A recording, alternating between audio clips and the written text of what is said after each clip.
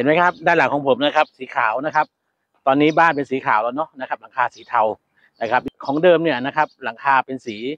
ออกออกส้มเนาะออกแดงประมาณนั้นนะครับส่วนสีก็จะเป็นสีโอรสนะครับตัดเข้มอ่อนประมาณนี้นะครับแต่ว่าลูกค้าเนาะอยากได้เป็นสีขาวตัดเทานะครับผมจัดให้เรียบร้อยนะครับบ้านพักอาศัย3 ชั้นนั้นนะครับชั้นล่างเป็น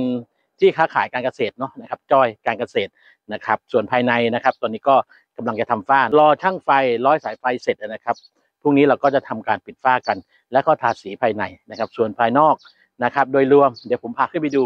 วันนี้จบแน่นอนภายนอกอย่างที่บอกกันนะครับงานต่อเติมงานรีโนเวทนะครับงานเล็กงานน้อยชั่วโมงนี้ผมรับหมดนะครับท่านใดสนใจก็อย่าลืมนะครับเบอร์โทรอยู่หน้าโปรไฟล์เลยขอบคุณครับ